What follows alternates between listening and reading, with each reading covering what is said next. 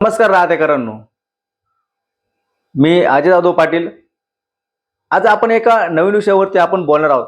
राहता तालुक्यामध्ये अनेक जे नागरिक आहेत, जे प्लॉट खरेदी विक्री करत असतात, त्या संदर्भात आपण चर्चा करणार आहोत.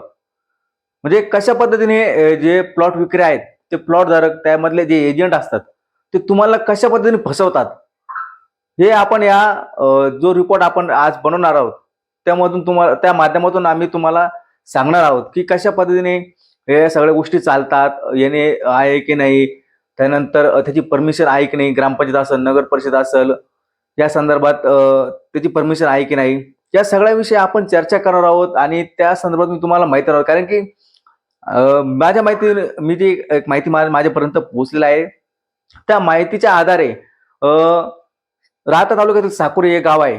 त्या गावामध्ये वीरभद्र नगर म्हणून असं एक प्लॉट धारक आहेत. त्यांनी प्लॉट सिस्टीम तयारी केली आणि नागरिकांना ते प्लॉट दिले. मात्र माहिती माझ्यापर्यंत पोहोचली, कागदपत्र माझ्यापर्यंत पोहोचले, त्या ठिकाणचा जो एरिया आहे, त्या ठिकाणी तो गट नंबर असेल, मी ते सर्व तुम्हाला पुढे मी सांगणार आहे.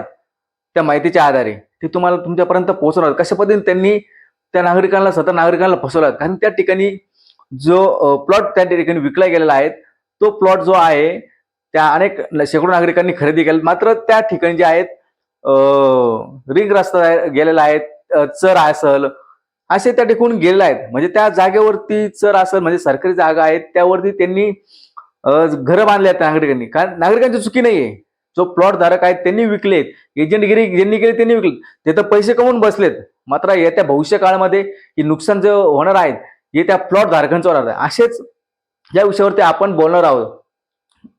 साकुरीमध्येच नाही, राहता शहरात असेल, तालुक्यात असेल, या सर्वत्र ज्या ठिकाणी प्लॉट सिस्टीम पडलेल्या आहेत, त्या ठिकाणी तुम्ही माहिती घेणं खूप गरजेचं आहे. सदर माहिती जी आहे, कशा पद्धतीने माहिती घेतली पाहिजे, काय चौकशी आपण केली पाहिजे प्लॉट खरेदी विक्री करताना, त्या संदर्भात मी तुम्हाला पुढे मी सांगणार आहेत. आपण लक्ष देऊन या सगळ्या गोष्टी ऐकणं खूप गरजेचं आहे. भविष्य काळामध्ये आपली कुठं तरी जी साखोरीत फसवणूक झाली नागरिकांची, ती फसवणूक आपली होऊ नये, यासाठी काळजी घेणं खूप गरजेचं आहे. आणि त्या संदर्भात आपण संबंधित जे अधिकारी आहेत, त्यांच्याशी आपण लेखीन चर्चा करणार आहोत, त्यांना माहिती विचारणार आहोत, त्यांनी परमिशन दिली की नाही दिली, हे देखील माहिती आपण त्यांच्याकडून घेणार आहोत. मात्र यावरती काय कारवाई करणार आहोत आपण पुढे ठरवलं तर आपण त्या सर्व अधिकाऱ्यांना त्या प्लॉट सिस्टीम वरती, जे प्लॉट धारक आहेत, त्या प्लॉट जागेवरती, जमिनीवरती देखील घेऊन जाणार आहोत. मात्र यावरती कारवाई कितपत होणार आहे आणि नागरिकांना या सगळ्यामधून मुक्तता मिळणार आहे की नाही, जे एजंटगिरी आहेत यांच्यापासून मुक्तता मिळणार आहे की नाही, किंवा हे एजंट कसे फसवतात, नागरिकांची काय फसवणूक होते, हे अधिकाऱ्यांनी देखील सांगणं खूप गरजेचं आहे. आणि आपण देखील जो काही प्लॉट आणि फ्लॅट खरेदी करत आहात, त्या संदर्भात चौकशी करणं खूप गरजेचं आहे. कारण तो प्लॉट आणि फ्लॅट हे आपल्या नावावर किंवा त्या व्यक्तीच्या नावावर आहेत की नाही, ती भाडोत्री जमीन आहेत का, त्याची नगर परिषद असेल, ग्रामपंचायत यामध्ये नोंद आहे की नाही, याची देखील चौकशी करणं खूप खूप गरजेचं आहे. त्या संदर्भात आपण पुढे रिपोर्ट बनवणार आहात, ते देखील तुम्ही ऐकणं खूप गरजेचं आहे. जर तुम्ही प्लॉट खरेदी करणे किंवा शेतजमिनीचे प्लॉट पाडून विक्री करणे याबद्दल विचारत असाल, तर नियम जमीन कोणत्या झोनमध्ये आहे आणि ती नगरपालिका, ग्रामपंचायत, नगर रचना प्राधिकरणाच्या हद्दीत आहे, यावर अवलंबून बदलतात. महाराष्ट्रात UDCPR अंतर्गत विकास आणि बांधकामांचे नियम लागू होतात. प्लॉट खरेदी करताना मुख्य गोष्टी काय आहेत, आपण ते देखील यामध्ये सांगणार आहोत. तुम्ही काळजीपूर्वक ऐकणे खूप गरजेचं आहे. यामध्ये 7/12 उतारा आणि फेरफार नोंदणी तपासा. जमीन विक्रेत्याच्या नावावर आहे का ते बघा. जमिनीचा वापर रेसिडेन्शियल येणे आहे का ते तपासा.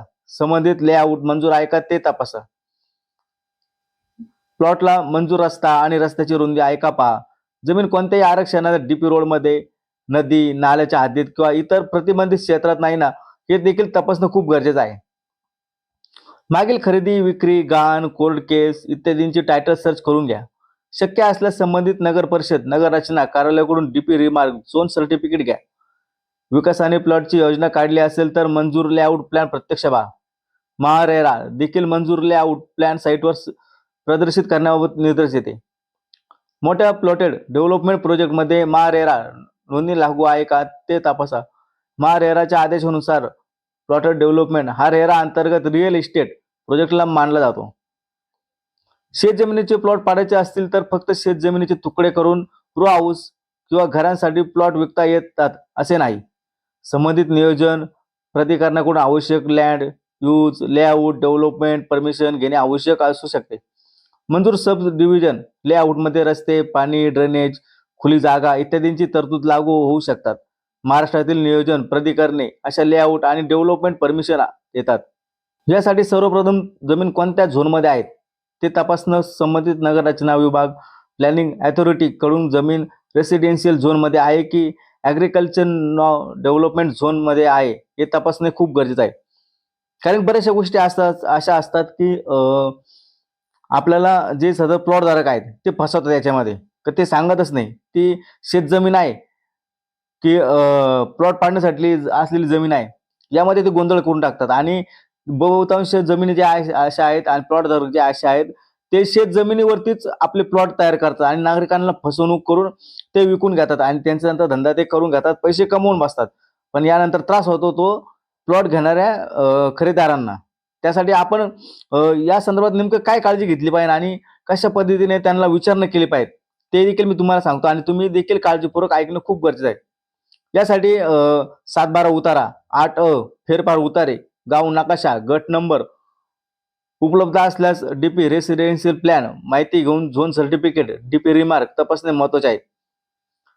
शेतजमीन असेल तर येणेबाबत तपासणी शेतजमीन असेल तर येणेबाबत तपासणी. जमीन शेतीची असल्यास ती थेट घरांचे प्लॉट म्हणून विक्री करण्यापूर्वी बेगर शेती वापरायची येणे आणि लागू असल्यास विकास परवानग्यांची स्थिती तपासावी. महत्वाचे म्हणजे येणे आदेश मिळावा म्हणजे प्लॉटिंगला पूर्ण परवानगी मिळाली असे समजू नये. प्लॉट डेव्हलपमेंटसाठी मंजूर सब डिव्हिजन लेआउट अप्रुव्हल स्वतंत्रपणे महत्त्वाचे असते. महारेराच्या आदेशातही प्लॉटेड प्रोजेक्टसाठी फायनल लँड सब डिव्हिजन लेआउट अप्रुव्हलचा उल्लेख आहे. प्लॉटचा लेआउट कोण मंजूर करतो? तुमच्या गट नंबरची जमीन ज्या प्लॅनिंग अथॉरिटी अंतर्गत येते त्या कार्यालयाकडे लेआउट सब डिव्हिजन प्लॅन मंजुरीसाठी अर्ज केला जातो. राहता नगर परिषद हद्दीत असेल जमीन तर नगर परिषद संबंधित नगर रचना प्राधिकरण हे पहिले कार्यालय तपासावे. नगर परिषद क्षेत्रातील बांधकाम परवानग्या BPMS प्रणालीद्वारे प्रक्रिया केल्या जातात. डायरेक्ट ऑफ म्युनिसिपल ॲडमिनिस्ट्रेशन नगर परिषद हद्दीतील असल्यास संबंधित जिल्हा नगर रचना कार्यालय नियोजन प्राधिकरण लागू होऊ शकते. लेआउटमध्ये काय दाखवावे हे तुम्ही नीट काळजीपूर्वक ऐका की लेआउटमध्ये काय दाखवावे लागते. आर्किटेक्ट लायसन्स इंजिनिअरिंग मार्फत म्हणजे साधारणपणे आपण जर विचार केला ना तर प्रत्येक प्लॉटची मोजमापे अंतर्गत रस्त्याची रुंदी खुली जागा सार्वजनिक सुविधा पाणी व्यवस्था ड्रेनेज प्लॉट क्रमांक एकूण क्षेत्रफळ जमीन वापर विद्यमान रस्ता आणि शेजारील जमीन याचा आराखडा तयार केला जातो. विविध NOC लागू होऊ शकतात. जमिनीच्या परिस्थितीनुसार संबंधित विभागांकडून NOC लागू होऊ शकतात. म्हणजे आपण जर विचार केला साधारणतः तर रस्ता पाणी वीज पर्यावरण सिंचन नाला महामार्ग इत्यादी. तर त्यासह आपण जर माहिती घ्यायची असेल ना कोणती NOC लागतील हे गट नंबरच्या ठिकाणावर आणि प्रस्तावित विकासावर अवलंबून असते. म्हणजेच मंजूर लेआउट नंतर प्लॉट विक्रीचा विचार लेआउट मंजूर झाल्यानंतर त्यातील प्लॉट क्रमांक आणि क्षेत्रफळानुसार पुढील मोजणी फेरफार नोंदणी प्रक्रिया करता येते. मंजुरीपूर्व प्लॉट तयार करून विक्री करणे धोकादायक ठरू शकते. आता महत्त्वाचं म्हणजे एक गोष्ट अशी घडली आहे की राहता तालुक्यातील साकुरी येथील साकुरी शिर्डीमधील एक गट आहे. म्हणजे ते गट नंबर देखील तुम्हाला मी सांगत आहे आणि तो लेआउट आहे प्लॅन असेल मी ते सगळं तुम्हाला दाखवतोय. त्या ठिकाणी कशा पद्धतीने नागरिकांची फसवणूक केली गेली आहे. काही प्लॉट धारक आहे ज्यांनी प्लॉट केले प्लॉट विकले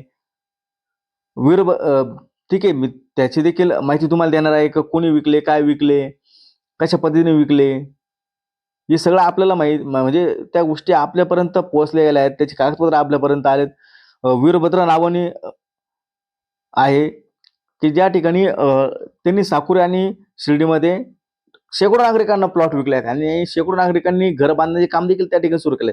मात्र त्यामध्ये गट नंबर 238 237 225 236 या जागेवरून चर गेला आहे आणि रिंग रोड गेला आहे. तरी त्या प्लॉट धारकांनी ते प्लॉट नागरिकांना विकून नागरिकांची फसवणूक केली आहे. कारण हे सर्व प्लॉट बेकायदेशीर आहे.